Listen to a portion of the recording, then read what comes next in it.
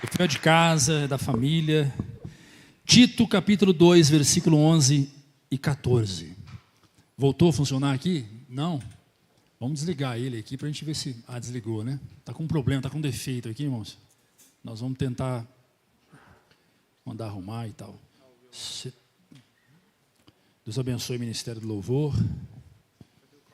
Tito, capítulo 2, versículo 11 ao 14. Agora, se você trouxe a sua Bíblia, agora é importante que você abra a sua Bíblia. Eu suei, viu, irmãos? Misericórdia.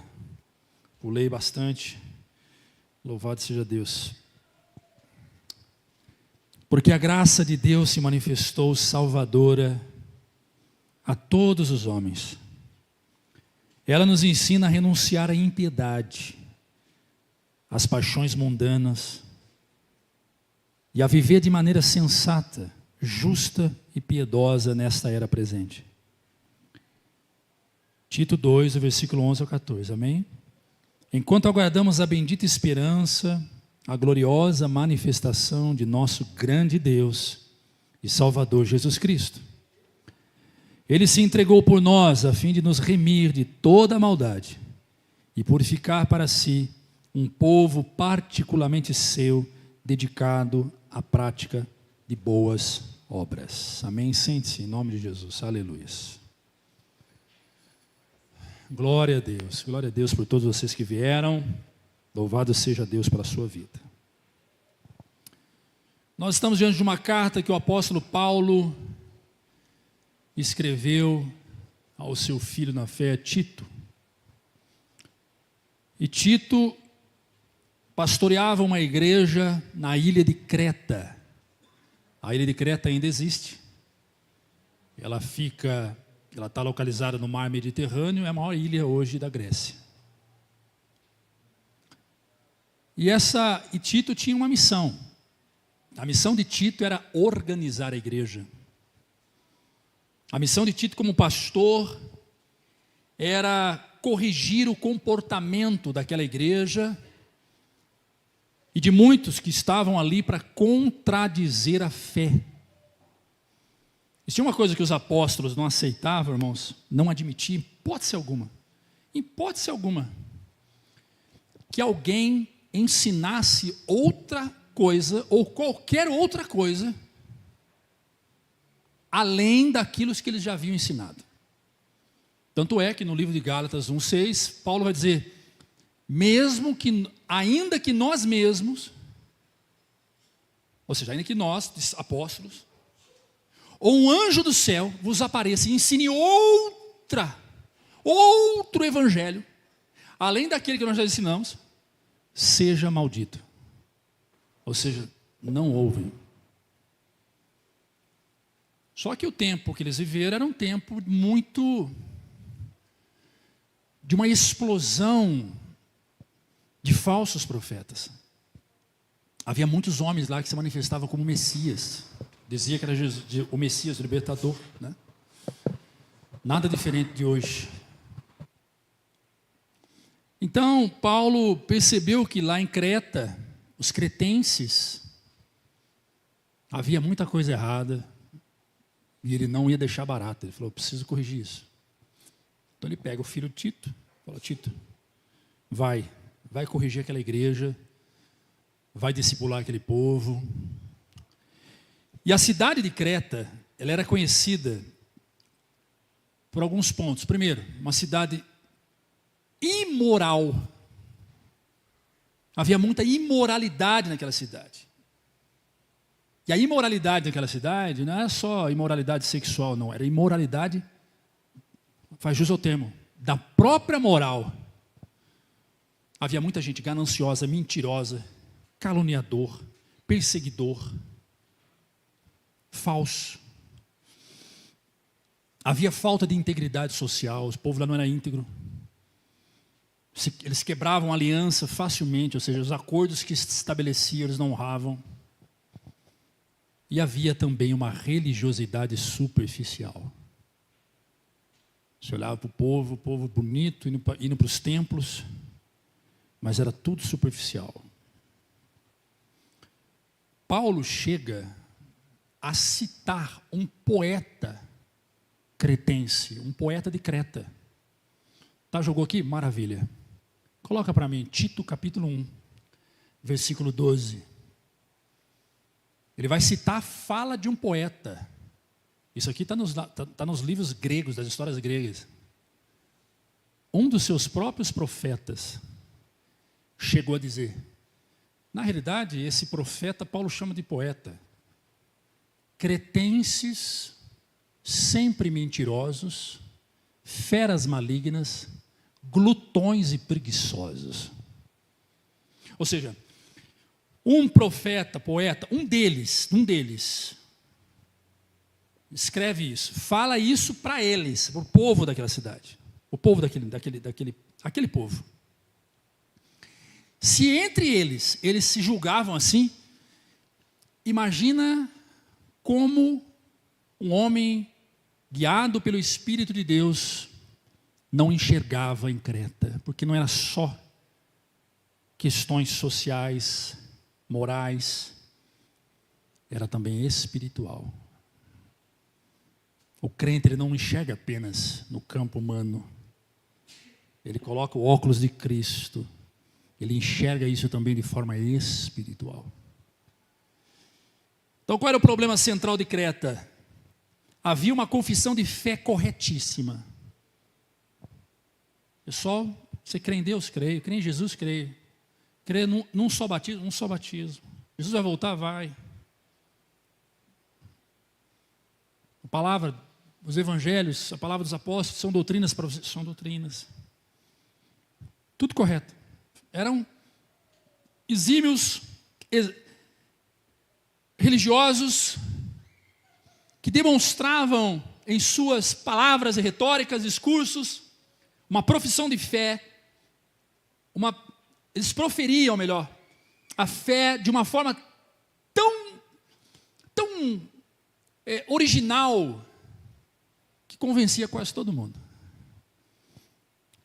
Mas o homem de Deus não convencia. Então havia confissão correta de fé, mas havia uma vida extremamente incoerente àquilo que eles pregavam. Pregava uma coisa e vivia outra. Pregava uma coisa e vivia outra. Esse era o problema central. Qual foi a resposta de Paulo a esses crentes de Creta?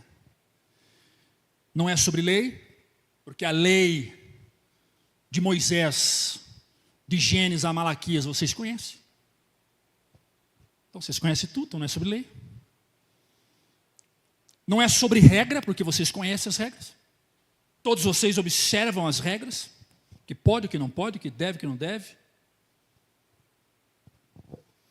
É sobre uma coisa, que vocês não sabem. É sobre graça. É sobre graça. Então a resposta de Paulo é levar para aquele povo uma compreensão correta sobre o que é graça.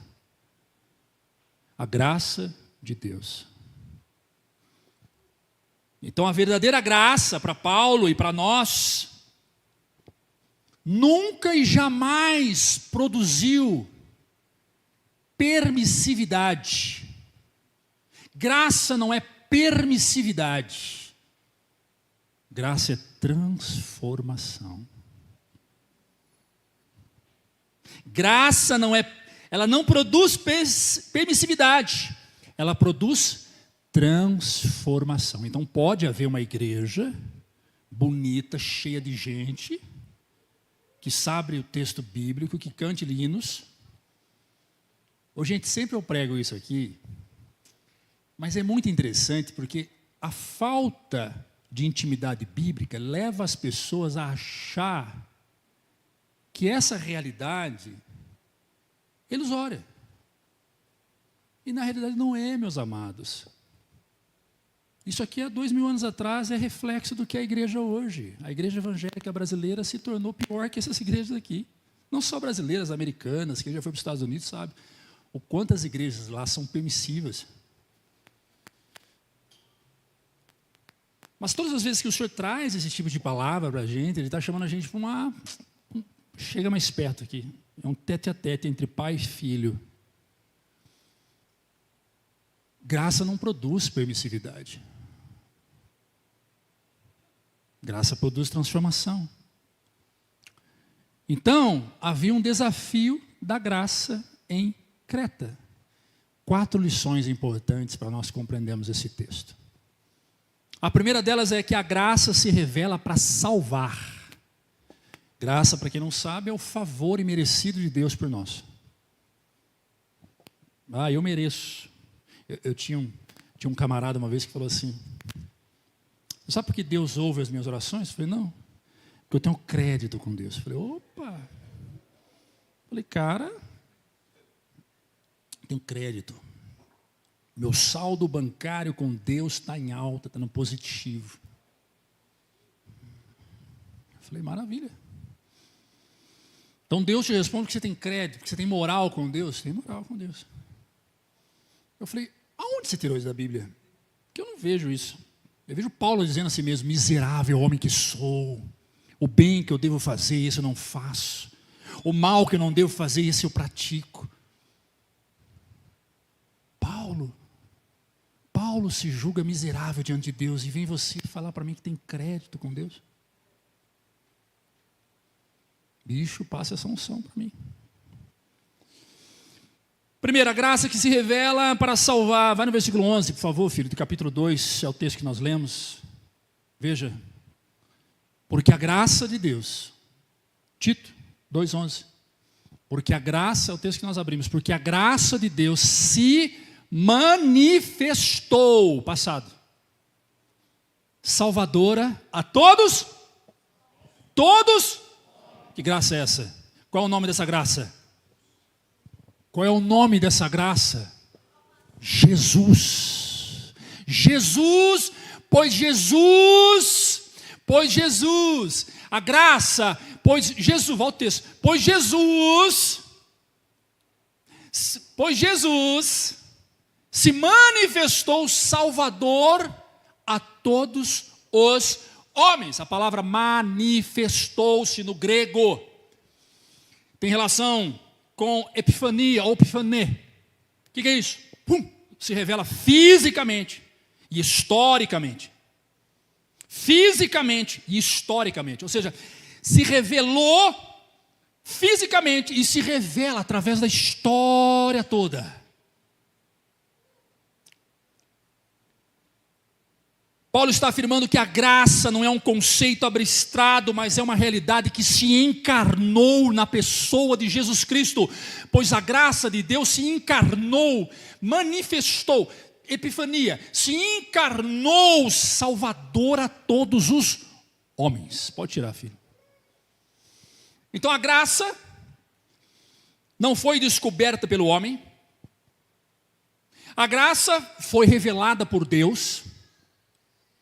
A graça entrou na história da humanidade no tempo certo. Repete comigo, a graça entrou em nossa história no tempo certo.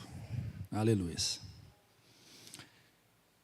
Agora, observem no texto algo que não pode passar despercebido. Volta o texto. A graça se manifestou salvadora a todos. Todos. Não confunda universalidade com universalismo. Universalidade para todos. Universalismo, a teoria que Jesus veio para salvar todos. Mentira. Ou melhor, que em Jesus todos estão salvos. Mentira. Mentira. Heresia.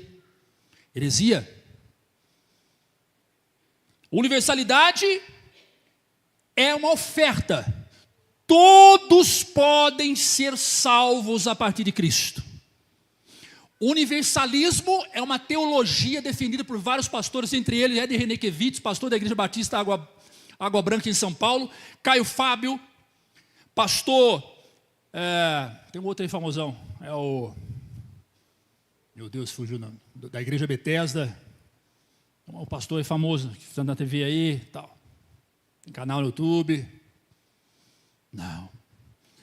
O que eles ensinam? Que no final das contas, todo mundo vai se salvar. Mentira, heresia. Uma grande parte da humanidade vai para o inferno. Não confunda universalidade da oferta com o universalismo da salvação. A graça está disponível a todos, mas nem todos querem receber a graça. Por quê? Porque a graça se alcança pela fé.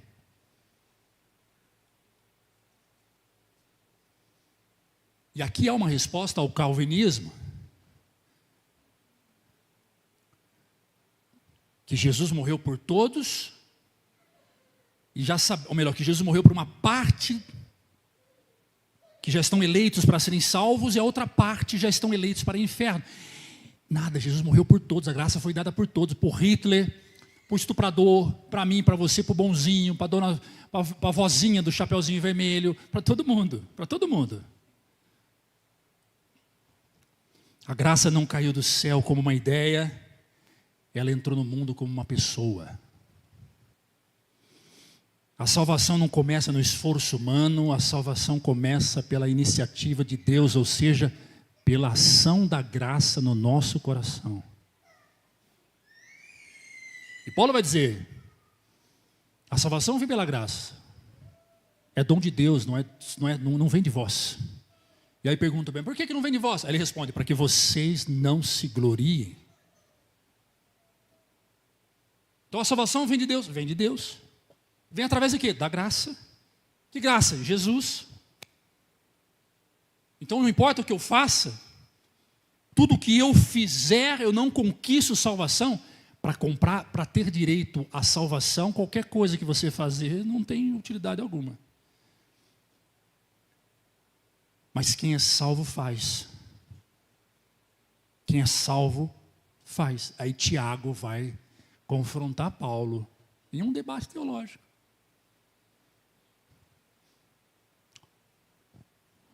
Paulo, você tem razão em dizer que a salvação vem pela graça, né? É dom de Deus, não vem dos homens.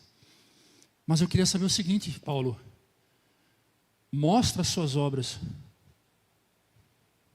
mostra a sua salvação sem obras, a sua fé sem obras, que eu mostro a minha fé com obras, pois a fé sem obras é morta.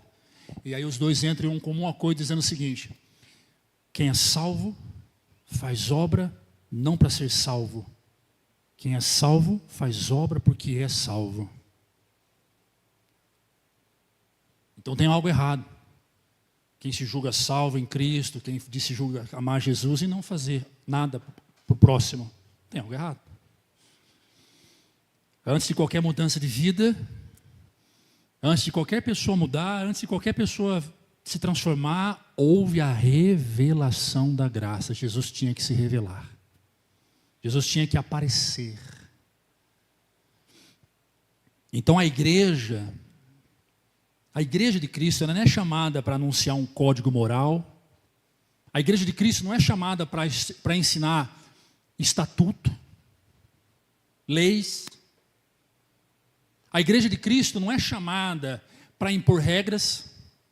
A igreja de Cristo, ela foi chamada para anunciar o Salvador gracioso. E o nome dele é Jesus Cristo. Você pode aplaudir Jesus? Aleluia! Toda a transformação começa quando alguém tem um encontro real com a graça revelada através de Jesus. Por isso eu digo, igreja nenhuma consegue mudar ninguém. Pastor também não, livro também não, é a graça. É a obra do Espírito de Deus nas nossas vidas. Então a primeira lição é que a graça se revela para salvar. Ele manifestou o Salvador a todos. A segunda lição está no versículo 12.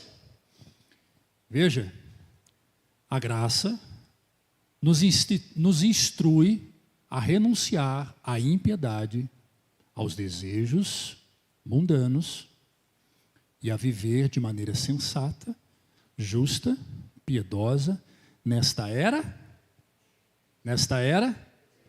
Então se ele fala nesta era presente, então é para hoje, é para agora. Paulo apresenta aqui uma graça educativa. E o verbo, ele está sendo aplicado aqui, está ligado ao conceito de disciplina, formativa, ou seja, porque há alguns modelos de disciplina. Há a disciplina que forma. Sabe fazer isso? Não sei, então vou te disciplinar para você aprender a fazer. Beleza. Há a disciplina que corrige. Está fazendo errado, não é assim. Essa aqui não é para corrigir, essa aqui é para formar. Diferente. Muitas vezes somos advertidos pela palavra porque estamos fazendo errado. Outras vezes somos instruídos a fazer o que é certo. Como é que você vai cobrar do seu filho, que não sabe o que é errado, algo que você nunca ensinou?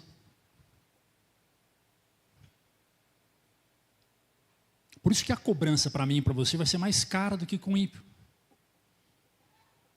A exigência para nós vai ser muito mais pesada do que para o ímpio. E uma coisa muito importante, já disse isso algumas vezes, a Bíblia, ela não é para ímpio. Nunca foi. Bíblia não é para ímpio. Bíblia não é para ímpio. A palavra de Deus não é para ímpio.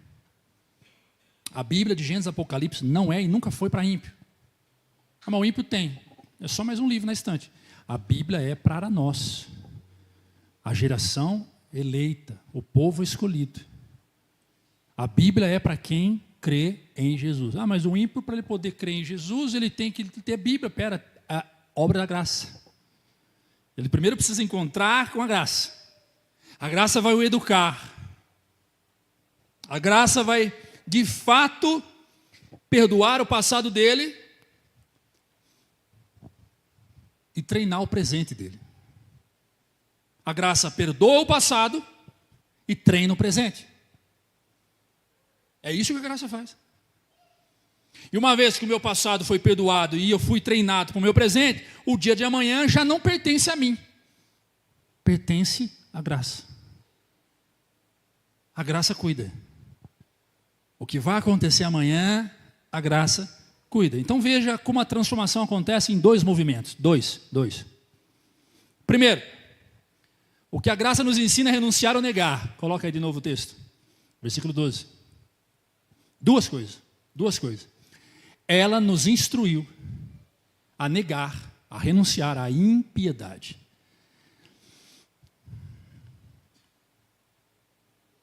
Impiedade é ruptura com Deus. Impiedade é o que afasta o homem de Deus. Então, Paulo está dizendo, a graça nos instrui a renunciar, a negar a impiedade, porque impiedade nos afasta de Deus. O que é ser impiedoso? É agir sem graça. Não é para rir, não. Não é isso. Impiedade é agir sem a graça dentro de você. Sem misericórdia, sem bondade, sem justiça, sem gratidão, sem honra, sem amor, sem afeto. Isso é ser impiedoso, cruel. Isso tudo afasta o homem de Deus. A segunda coisa que a graça nos ensina, está ali, ó. Ela nos instrui a negar os desejos mundanos.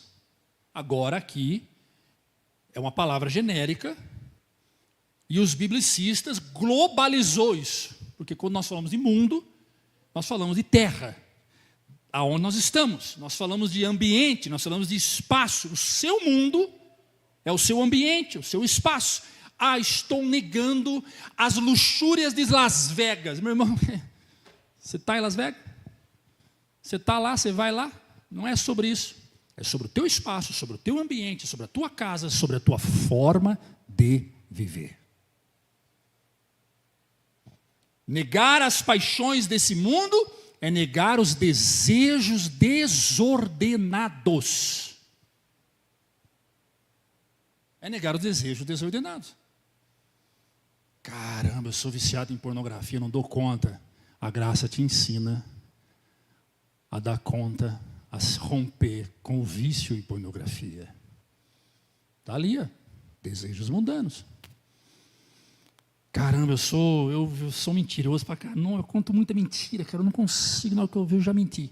A graça te ensina. A graça te ensina.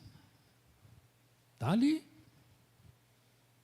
A graça nos ensina a renunciar a impiedades e paixões desordenadas ou paixões mundanas.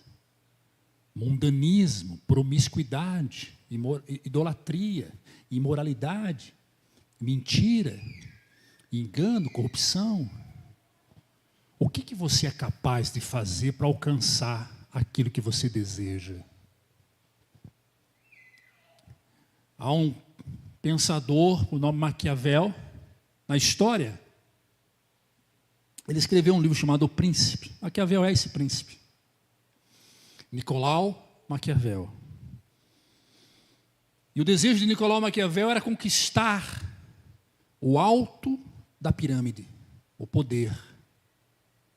Para isso, ele fez coisas sórdidas, pisou em pessoas, enganou, mentiu, roubou, ultrapassou, corrompeu. E conseguiu chegar. E perguntaram para ele, Maquiavel, valeu a pena? Ele disse, valeu. Mas, cara, e tudo que você fez? Ele disse, os fins justificam os meios. Foi daí que saiu o termo maquiavélico. Maquiavélico é a figura do cara impiedoso e mundano, que faz de tudo para conquistar o que quer, mente, engana, passa por cima dos outros, corrompe, compra. Paulo está dizendo, a graça nos ensina a renunciar à impiedade e às paixões mundanas. Esse é o primeiro movimento da graça em nossas vidas. Não tem como se converter. Não tem como dizer, pô, eu sou de Jesus, Jesus é meu, se eu não renunciei paixões mundanas e piedade. Mas para isto acontecer, para essa renúncia acontecer dentro de mim, a graça nos ensina. Volta o texto, porque eu quero que fique claro na sua mente. Volta o texto. Ela nos instrui. Joga para a versão ARC, por favor. Ela nos ensina, ensinando-nos. Então não é ela que tira, não é ela que remove. Por que tem gente que ainda continua sendo mau caráter, mentiroso, promíscuo, fofoqueiro, doente, corrupto, enganador, blasfemo, caluniador, perseguidor, que Paulo vai falar disso em Gálatas? Por que tem gente assim dentro da igreja? Porque essa pessoa não quer aprender com o Espírito Santo que se manifesta a partir da palavra, não quer renunciar. Então é uma colaboração, amigão. É um trabalho junto com o Espírito. É eu e ele, de mãos dadas, é o mestre do meu lado, o professor do meu lado. Tem gente que não muda porque não quer mudar.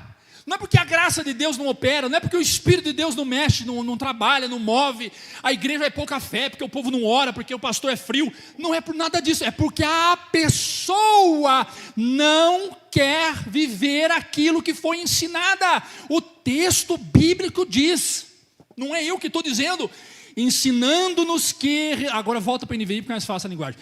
A graça nos instrui a renúncia. Quem faz a renúncia, irmãos? É a graça? Quem faz a renúncia, solta aí, meu irmão. A graça ou nós? Por que você não muda de vida, irmão? Não, Deus está agindo na minha vida, em breve eu largo isso. Porque em breve, irmão, larga agora. Solta o osso, irmão.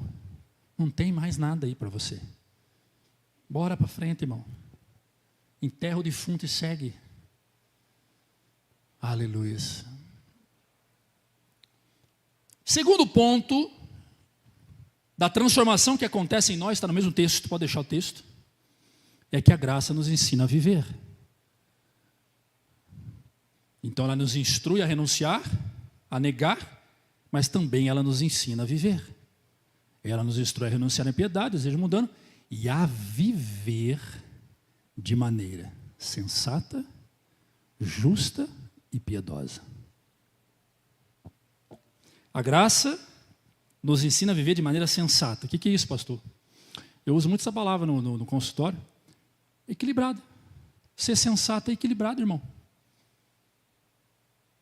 Às vezes a gente quer ser justo demais e acaba sendo insensato. Sai do equilíbrio. A insensatez é o desequilíbrio. Erramos até por querer ser muito certo. Tanto é que Salomão vai dizer: não se de vós demasiadamente santo e nem demasiadamente justo para não destruir a si mesmo. A gente quer ser certão demais. Eu mesmo fiz isso várias vezes. Não, aqui não pode, aqui não.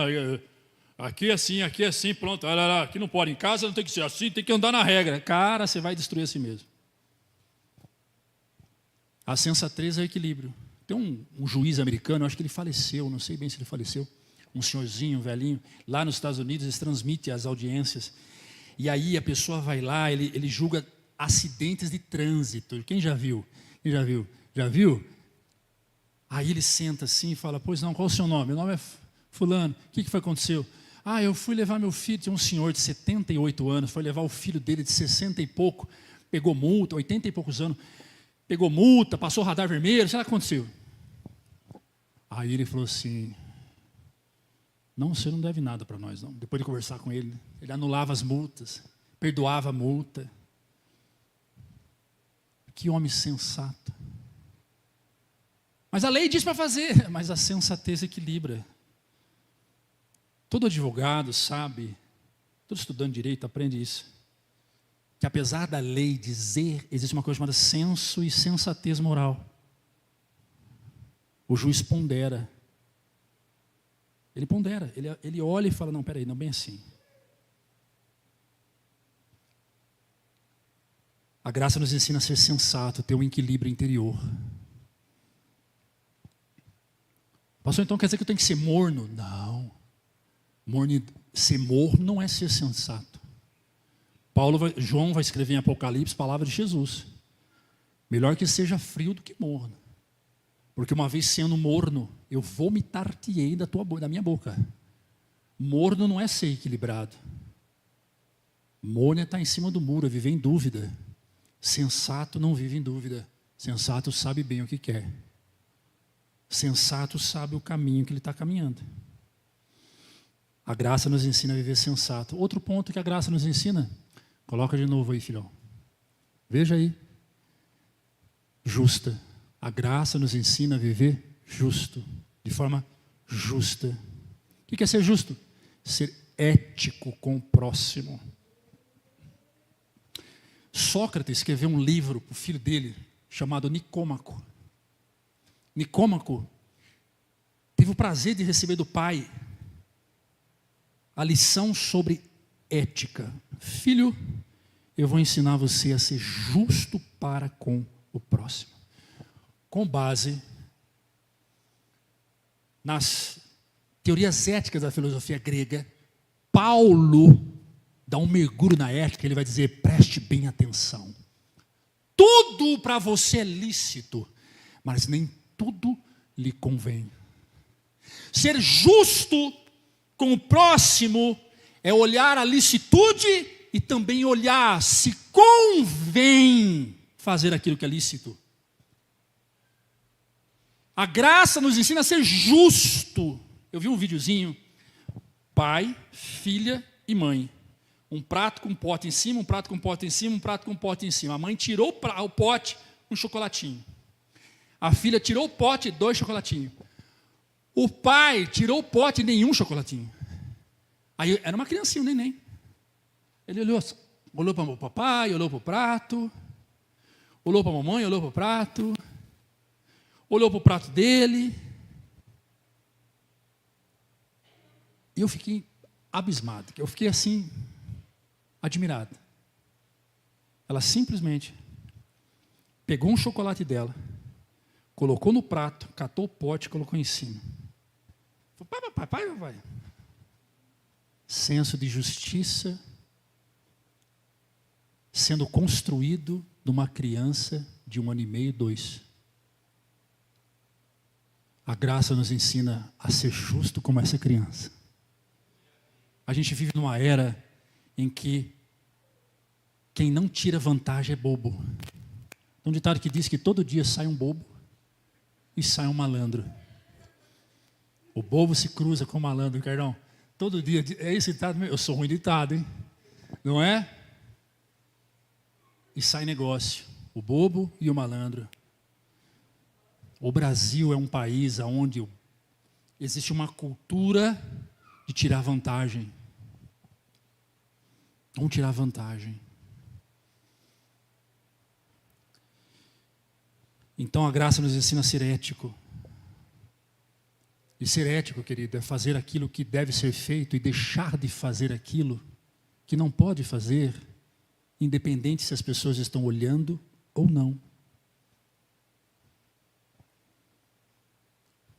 E Deus sempre nos coloca em situações de prova, para provar a nossa ética. Eu não sei você, acho que a maioria já passou por isso. Atendente de caixa errar no troco. Dá dinheiro a mais. Muitos olham para aquele mercado e falam assim, pô, o dono desse mercado tem dinheiro demais. O que é 10 reais para ele? Vou levar. Isso é ser imoral.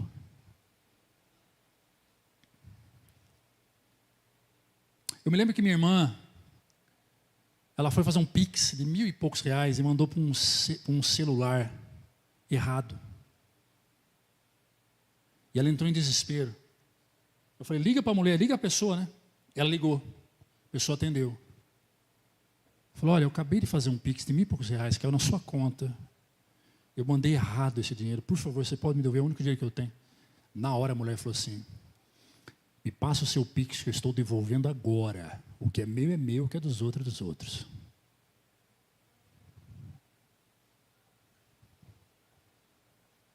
Em contrapartida, tem um irmão aqui que fez um... Está rindo, né? Passou o CNPJ da empresa para receber 6 pila. 6 pau. A dona da empresa fez o Pix errado. Caiu na conta de uma professora. Ele ligou, ela falou assim, o problema é teu. Está até hoje tentando receber, coitado. Vai receber, irmão, em nome de Jesus, tá? Faz um voto. Fala assim, eu vou dar metade para os meus pastores. 500 para o pastor William, 500 para o Ricardo, 500 para o Wilson. Na hora, vem, parece assim. Ó. A terceira coisa, dentro desse segundo tópico que a graça nos ensina, está lá no texto, volta. Por favor, meu filho, obrigado. A graça nos ensina a viver de forma sensata, justa e piedosa. Piedosa. O que é vida piedosa? Piedosa é vida de reverência a Deus. O homem e a mulher piedoso é reverente a Deus. Quando você estava falando ontem, o Wilson chora, você fala, o que ele fala é verdade. É mais que isso, é piedade. É piedade. Quando você chega diante de Deus, seu coração treme, dá vontade de chorar, dá vontade de pular, dá vontade de rir. A vida de piedade é uma vida de reverência. Quanto mais pertinho você vai chegando de Deus, mais reverência você vai tendo, mais santidade você vai buscando, mais louvor você entrega, mais adoração você entrega. Vida de piedade é a soma, é o resultado concreto e absoluto da obra da graça de Deus em nós. Que homem piedoso, que mulher piedosa. Aleluia. Tudo isso acontece no quê? Onde? Quando? Nesta era presente. Hoje. Agora. Não espere você que amanhã você assim.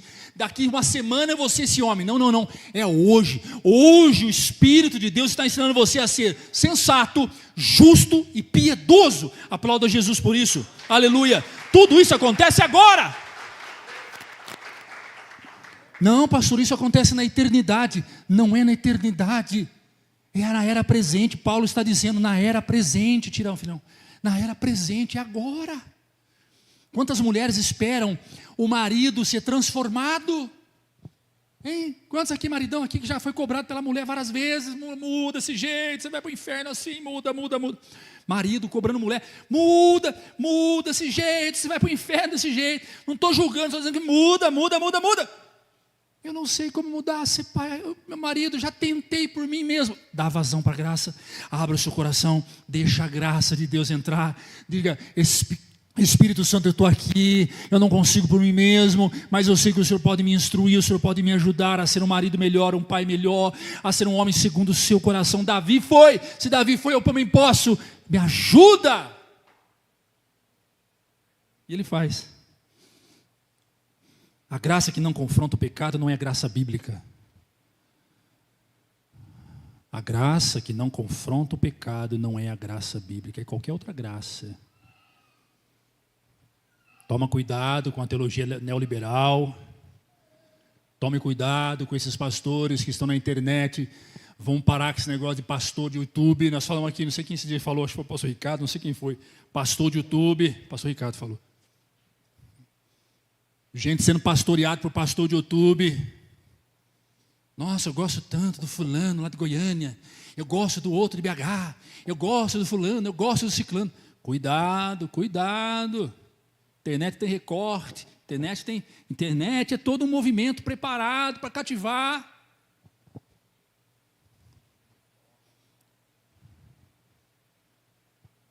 Aquilo que você vê na internet, na TV, não revela verdadeiramente o que estava nos bastidores.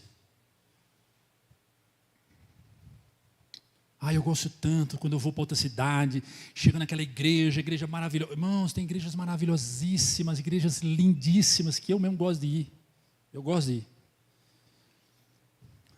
Mas tome cuidado com o que você ouve. Eu fui lá, o pastor disse lá que pode, que não tem problema, que pode, que não tem pecado nisso, não, pode. Meu Deus, a graça está te ensinando todo domingo, toda quarta.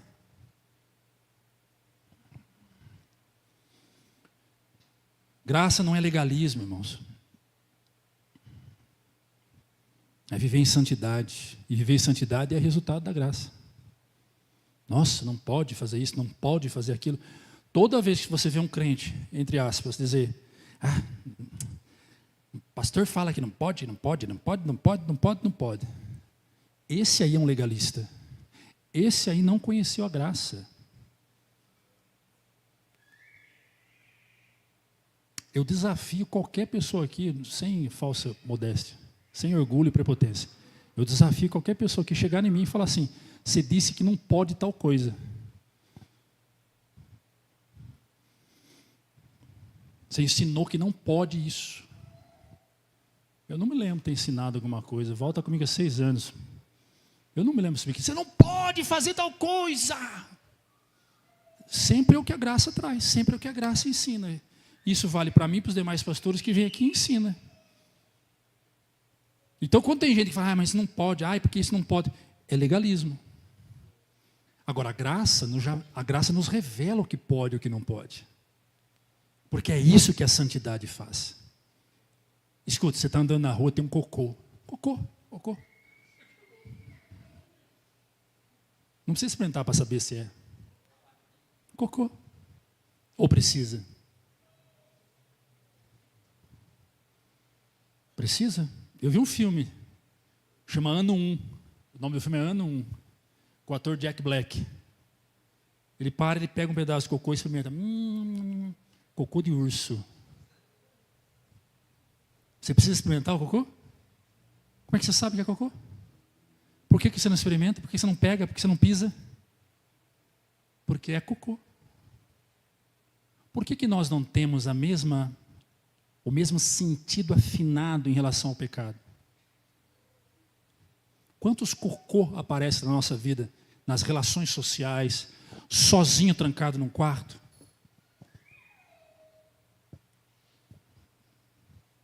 A graça não ensina a identificar os cocô. Nossa, dá um amém agora, porque depois de um cocô fica difícil, né? Amém ou não? A mesma graça que perdoa é a graça que educa. E eu encerro esse tópico dizendo, graça não é licença para pecar. Graça é a capacitação para vencer o pecado. Onde a graça reina, o domínio do pecado perde força. Aleluia. Aplauda Jesus por isso. É para Ele, viu? Aleluia. Glória a Deus. Esses dias atrás perguntaram para mim, pastor, me explica de novo que negócio. Que na Assembleia dão glória a Deus, aleluia, e aqui dá aplauso. Irmãos, é a mesma coisa. Quando eu fiz esse comentário, não foi para depreciar a Assembleia de Deus. O que eu mais gostaria, e eu acho que os meus pastores também, era que na hora que nós fechássemos um tópico e fosse para o outro, a igreja, glória a Deus, mas não é o padrão da nossa igreja. Isso é maravilhoso, glorificar a Deus, irmão. Você gosta de barulho? Gosto de barulho. Claro que gosto. No momento certo, na hora certa. E lá não é diferente daqui. Tem uns malucos que ficam gritando no meio do culto. Tem, sempre tem. Mas como nós não temos esse costume que tem lá, eu ensinei a igreja a fazer isso. Aplaudir, porque o salmista diz isso. Glorificar a Deus com cânticos e com palmas. Então quer dizer que as palmas aqui substituem as glórias lá, pelo menos é o que eu acho. Mas você também é livre para dizer glória a Deus, aleluia. Se quiser soltar um fala a Deus, pega ele e apontar o dedo, pode também. Não, né? Isso não. Nós tínhamos o Plínio aqui, o Plínio fazia isso. O Plínio é maluco. Eu estava aqui no fundo pregando a mensagem e falava, aí fulano, mandar apontar, aí Eduardo, é para ser essa. Não, no meio do... Ah, Jesus. Terceiro ponto para correr. O primeiro, a graça se revela para viver, para salvar. A graça se revela para salvar. O segundo, a graça educa para transformar. E o terceiro, a graça que sustenta a esperança, versículo 13 do capítulo 2. Enquanto aguardamos, agora já não é passado, agora é presente. Enquanto aguardamos a bendita esperança, a gloriosa manifestação do grande Deus e Salvador Jesus Cristo. Olha o que é o texto e o nó que ele dá se você não prestar bem atenção. Joga no versículo 11. Pois a graça de Deus se manifestou, ou seja, já apareceu. Joga para o 13. Enquanto aguardamos a bendita esperança, a gloriosa manifestação. Então lá no versículo 11 ele diz que já manifestou. No versículo 13 ele diz que vai manifestar. Calma, eu vou explicar. Enquanto aguardamos a bendita esperança, a gloriosa manifestação do nosso grande Deus e Salvador Jesus Cristo. Quando você receber um testemunho de Jeová na sua casa, pega esse texto e mostra para ele. Pega esse texto, só esse texto. Aí você fala, por que bateu? Não, é o seguinte, só para um só. Vai lá pegar a Bíblia, abre. Tito 2:3, explica esse texto aqui para mim, por favor. Na minha Bíblia, explica para você ver. Pronto. Esse texto está dizendo aí. Olha o que esse texto diz. Enquanto aguardamos a bendita esperança gloriosa da manifestação do nosso grande Deus e Salvador, por nome? Nossa, se você jogar, dá um pulo dessa altura para você. Nunca! Nunca! Porque para eles Jesus não é o Salvador, é Jeová. Agora, o cristão vive em dois tempos. Nós vivemos em dois tempos. Qual? Primeiro tempo, versículo 11. A igreja, ou melhor, a graça já se manifestou, primeira vinda. Jesus veio, nasceu em Maria, cresceu, esteve entre nós. Subiu aos céus e disse, não deixarei vocês órfãos, enviarei o meu Espírito. O Espírito desceu, Atos capítulo 2, estavam todos reunidos, e de repente, como um vento impetuoso, desceu o seu Espírito. E todos foram cheios do Espírito. A graça se manifestou, primeiro tempo. Nós já passamos esse tempo. Estamos vivendo esse tempo. Passamos e estamos. E qual é o segundo tempo? Está no texto. Está no texto. Volta lá para o 13. A gloriosa, enquanto aguardamos a bendita esperança, a gloriosa manifestação do nosso... O que é isso aqui? A grande glória, a glória que ainda se manifestará, a segunda vinda de Jesus. Paulo está falando que o Deus Salvador, que outrora se manifestou com graça, que está no nosso meio com graça, vai voltar. Só que agora ele não volta com graça, ele volta com glória. Aleluia. Paulo está dizendo, a graça já manifestou, não tem para que a graça voltar, ela está no nosso meio. O que vai voltar agora não é a graça, o que vai voltar agora é a glória, a gloriosa presença de Deus. Ele vai voltar. Coloca para mim Mateus 24:30 aí, filhão, para reforçar isso aí. Mateus 24:30.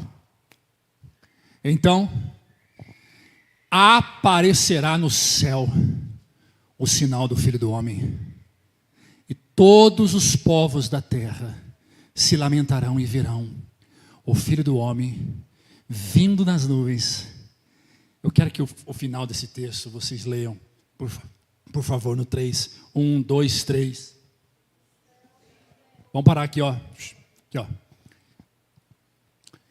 No 3, começando então. 1, 2, 3. Então. Mais alto, irmãos.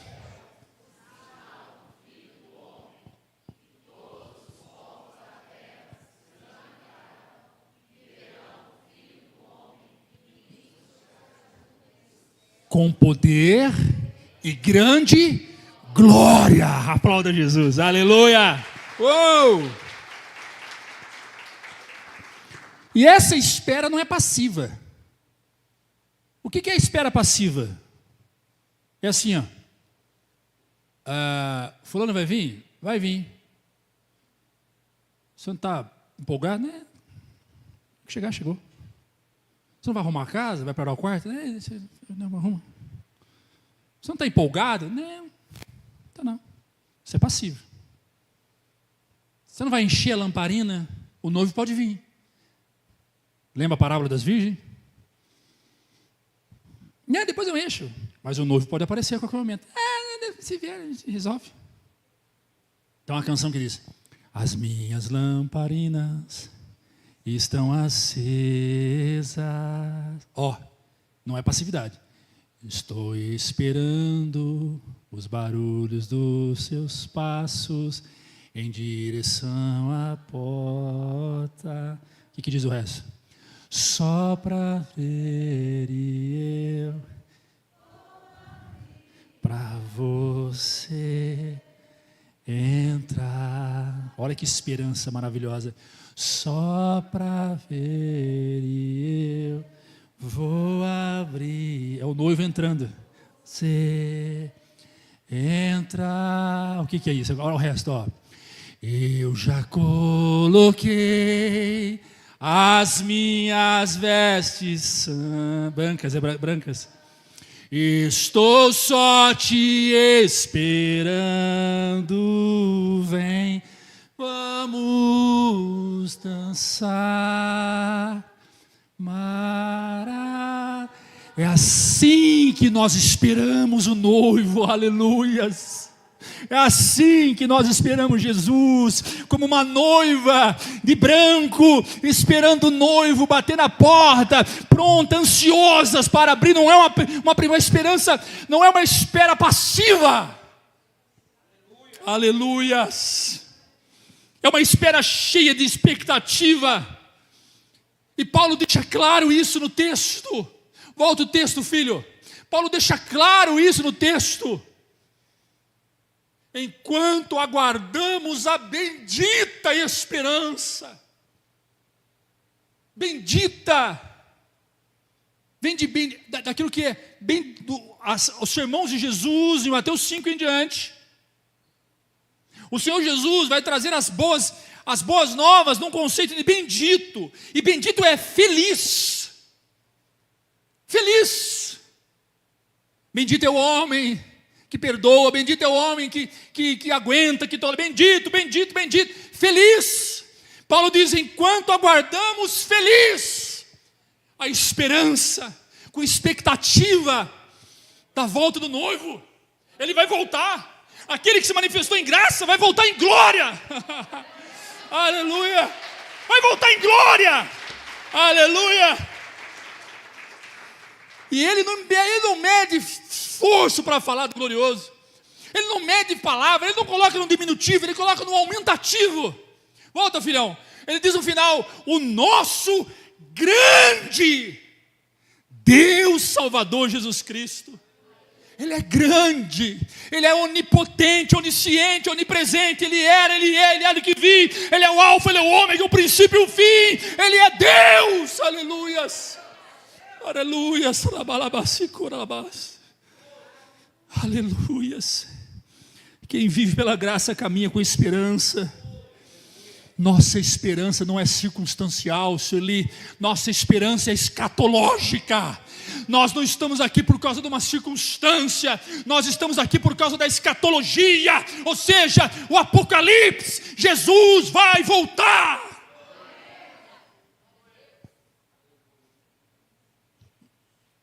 E a graça nos ensina a viver o presente sem perder o futuro. Ela nos molda. Uma igreja que perdeu a esperança da volta de Cristo facilmente se acomoda ao mundo. Esperança viva gera santidade constante. Quando a gente espera o noivo voltar, a gente quer manter as nossas vestes limpas. João vai escrever em Apocalipse dizendo que as minhas vestes sejam lavadas pelo sangue do Cordeiro e que se mantenha limpa, mais alvo, como a neve, branca. Isso é santidade, isso é distanciar do pecado, da imoralidade, da impiedade, das paixões mundanas. E o quarto ponto, a graça que forma um povo para Deus. Versículo 14, para encerrar. Ele se entregou por nós. Olha aí. Ele se entregou por nós, a fim de nos remir de toda iniquidade e purificar para si mesmo um povo particularmente seu. O judeu odeia ler esse texto. O judeu fala: isso é blasfêmia. Blasfêmia. Porque para o judeu, o povo de Deus é Israel. Nós somos o novo Israel. Ele purificou para si mesmo um povo particularmente dedicado à prática do que é bom. Aleluias. O que Cristo fez? Primeiro, se entregou, sacrifício voluntário. Ele se voluntariou. Ele desceu, tornou-se homem. Eu gosto de uma canção, já cantei aqui algumas vezes, canto de novo, a palavra de Deus sempre se renova. Da Voz da Verdade, que diz: tornou-se pobre para que eu fosse rico, tornou-se feio para que eu fosse bonito, tornou-se servo para que eu fosse príncipe, e morreu para que eu pudesse viver. Foi Jesus que fez isso por mim e por você. Tudo que ele fez foi voluntário, ninguém forçou. Os judeus mandaram ele, os fariseus, os sacerdotes, Roma mandou ele para a cruz. Não, ele foi, entregou-se a si mesmo. Ele foi.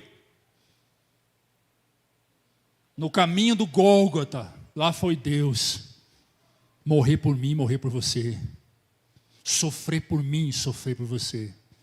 Negou-se a si mesmo, mesmo sendo Deus, fez isso por mim, fez isso por você. Está no texto, deixa o texto aí. Ele se entregou.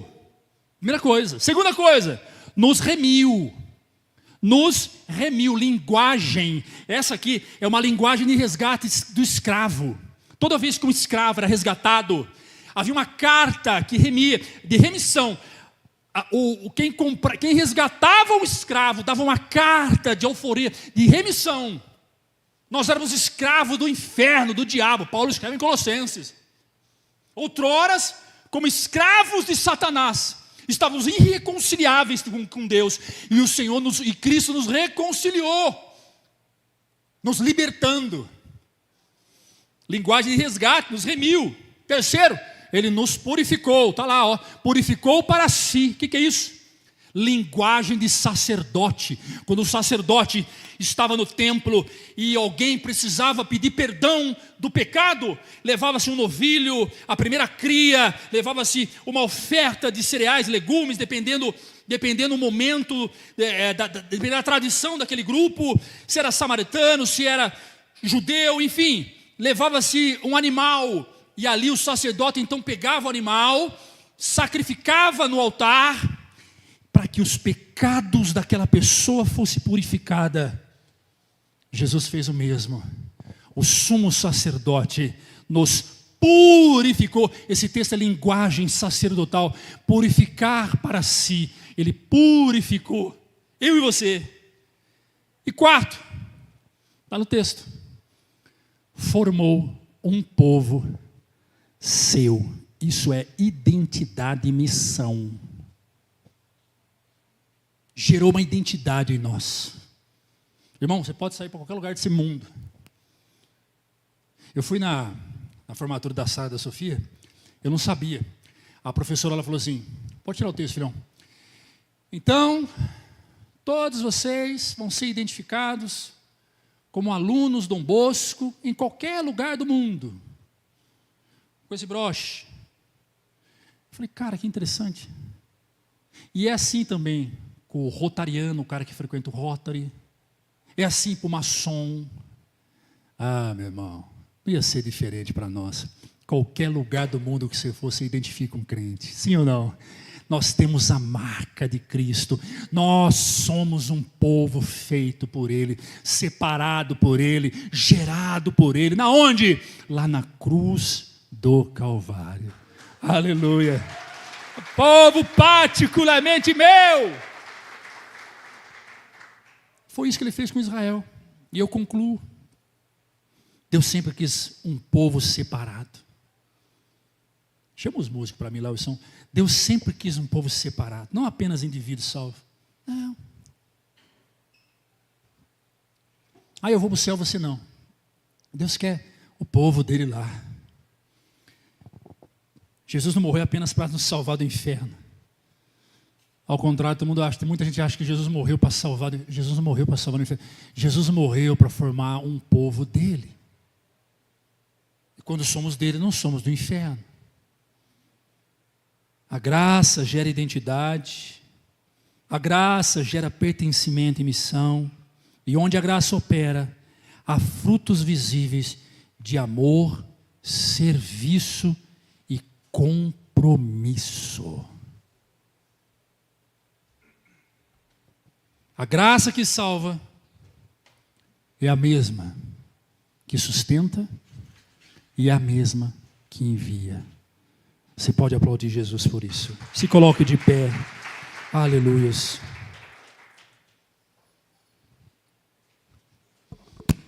Quatro pontos. Primeiro, a graça se manifesta para salvar. Segundo, a graça educa para transformar. Terceiro, a graça sustenta a nossa esperança. E quarto, a graça forma um povo comprometido. Se somos povo eleito, se somos o novo Israel de Deus, então nós temos que ser comprometidos com o Rei dos Reis, Senhor dos Senhores. A graça que nos alcançou é a mesma que nos molda, que nos lapida e que nos convida hoje, agora, na era presente, nesse tempo, adorar, exaltar, glorificar e servir esse Rei dos Reis, Jesus Cristo, o nosso Senhor. Aleluias. Adoremos ao Senhor. Aleluias.